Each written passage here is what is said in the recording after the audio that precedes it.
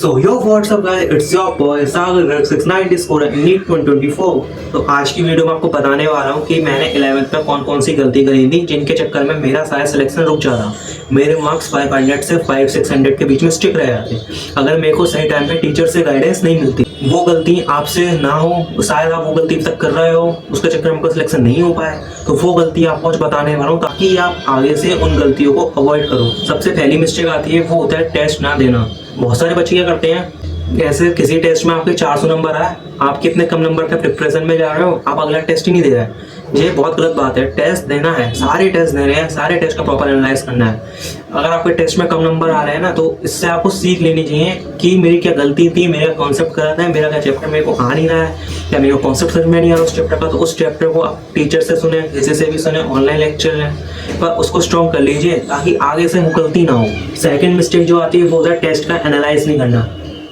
Test worthless है अगर आपने उसका एनालाइज ही नहीं करा। अगर आपने टेस्ट देके उसका एनालाइज नहीं करा ना, वो टेस्ट कोई मतलब का ही नहीं रहा। 3 घंटा 20 मिनट आप टेस्ट देते हो ना, तो एटलीस्ट 2 आवर्स उसका एनालाइज करना चाहिए, बहुत जरूरी है। बिना एनालाइज करे टेस्ट है ना ट्रेस है। आप टेस्ट का एनालाइज करेंगे ना, तो आपको अपनी गलतियां मालूम पड़ेगी, आप क्या गलती कर रहे हो। अगर आप टेस्ट को एनालाइज करते हो, ढंग से एनालाइज करते हो, मिस्टेक उसके क्वेश्चंस लिखते हो, कौन कौन से क्वेश्चंस मेरे को नहीं आए, क्या वीक पार्ट्स हैं, और अगर आप उनको ढंग से एनालाइज कर लेते हो ना, आगे टेस्ट में आपके नंबर कॉन्स्टेंटली इंप्रूव होते जाएंगे। जो थर्ड मिस्टेक आती है वो होता है चैप्टर्स का रिविजन नहीं करना।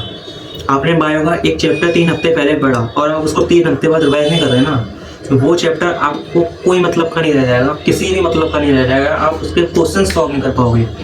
वो चैप्टर आपने उसको पहले कितनी अच्छी तरह पढ़ा हो वो मैटर नहीं करता, आपने उसका कितनी बार रिवीजन कराओ ना वो मैटर करता है। कितना अच्छा बोल लेता हूँ मैं। अगर आप रिवीजन नहीं करोगे ना, तो आगे चल के वही चैप्टर आपके लिए हर्डल बन जाएगा। तो एटलीस्ट 3 वीक्स के बाद उसको रिवाइज एक बार कर लीजिए। अपने टेस्ट से पहले उसका 2 to 3 टाइम रिवीजन कर लीजिए ताकि वो आपके लिए बाद में हर्डल क्रिएट ना करे। फोर्थ मिस्टेक जो आती है वो आती है एनसीईआरटी प्रॉपर नहीं पढ़ना। बहुत सारे लोग एनसीईआरटी तो पढ़ते हैं पर एनसीईआरटी पूरी प्रॉपरली नहीं पढ़ते। जैसे बहुत सारी टेबल्स रहती हैं एनसीईआरटी में, बहुत सारे फ्लो चार्ट्स रहते हैं, बहुत सारे डायग्राम्स रहते हैं, तो उनको हाइड कर सकते हैं। लेबलिंग को हाइड करके आपको क्वेश्चन आ रहा है कि नहीं, टेबल में से एक टेबल गायब कर दी तो वो आप कर पा रहे हो कि नहीं, ऐसे कर पा रहे हो कि नहीं। 2024 में बहुत सारे क्वेश्चंस लेवल पे आए थे, एनसीईआरटी लेवलिंग पे आए थे क्वेश्चंस, तो उन क्वेश्चंस को आपको बहुत ज़्यादा ध्यान देना पड़ेगा। इसलिए एनसीईआरटी की लेवलिंग पे बहुत ज़्यादा कॉन्सेंट्रेट करना पड़ेगा।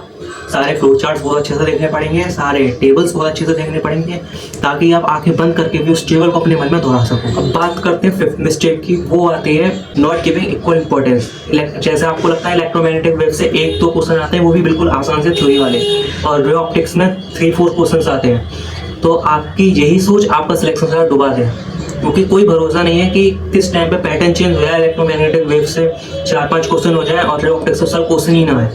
तो इसलिए all chapters are equally importants. आप ये नहीं कह सकते कि मैं ये चैप्टर छोड़ दूंगा वो छोड़ दूंगा। अगर आपने बायो में 6 से ज़्यादा क्वेश्चन गलत कर दिए ना, तो आप सिलेक्शन की बार होगे, पता होगा। जो फिफ्थ मिस्टेक आती है वो आती है not giving importance to organic NCERT.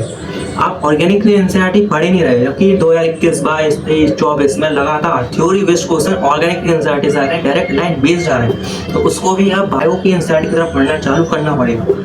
उसको आप छोड़ नहीं सकते थे, फिजिक्स की एनसीईआरटी छोड़ देता हूँ। मेरा तो मानना है आप फिजिक्स की पढ़ना चालू कर देनी चाहिए, क्योंकि जिस प्रकार से पैटर्न बदल रहा है उस हिसाब से आपको तीनों सब्जेक्ट की एनसीईआरटी बहुत अच्छे से आनी चाहिए। जैसे आप बायो की पढ़ते थे ऐसे ही आपको केमिस्ट्री की, ऑर्गेनिक और इनऑर्गेनिक की एनसीईआरटी आनी चाहिए। अब बात करते हैं इस पॉइंट की, वो है नॉट फोकस ऑन स्टडी।